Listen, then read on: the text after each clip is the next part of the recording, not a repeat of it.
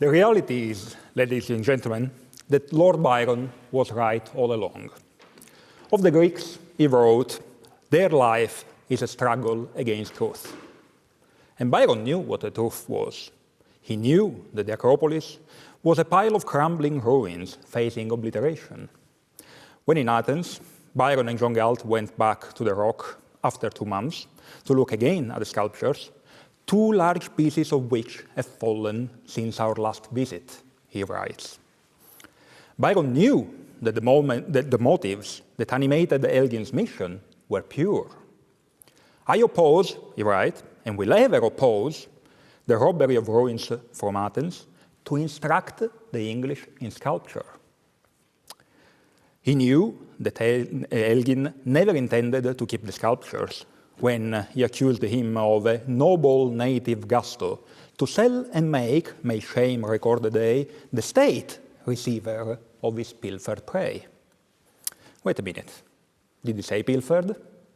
Au contraire, Byron knows that Elgin's actions are authorized. He writes, 2 painters, one of which is Giovan Battista Lusieri, the agent of Elgin, contest the privilege of plundering the Parthenon and triumph in turn according to the tenor of each succeeding firman. Although not physically in our possession, the firman is known to us in every detail, from the draft to the translation. We know who engineered it, who wrote it, who translated it, what it said, who brought it to Athens, who received it, and who acted upon it.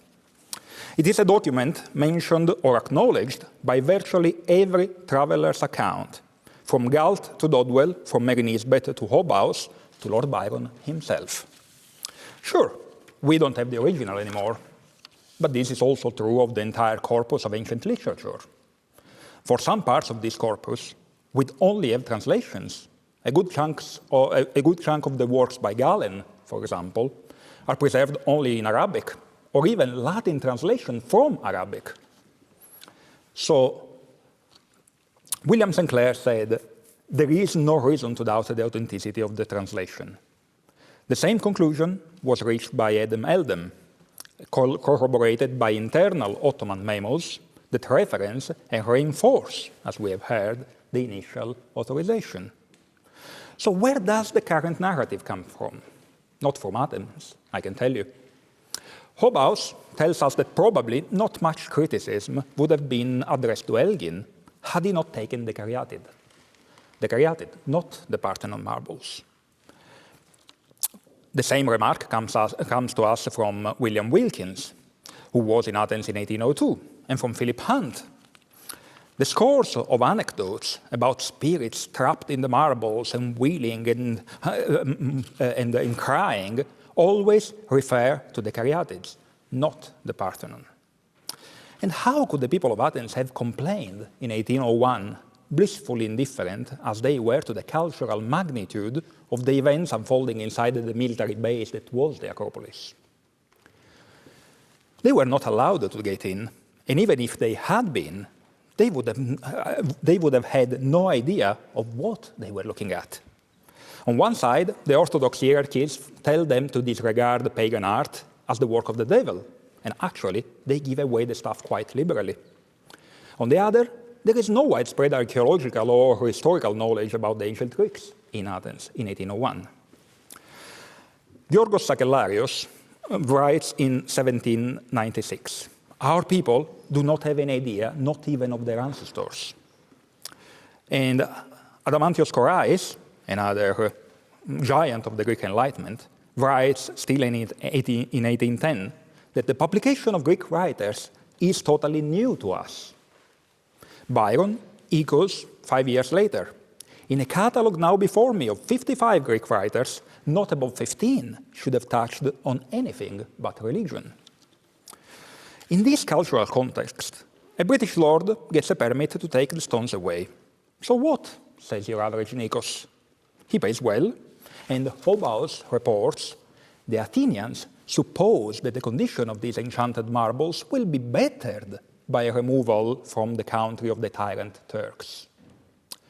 The truth is that when Elgin took the sculptures away, Athens was not the capital of a nation. The Athens were not the children of Pericles.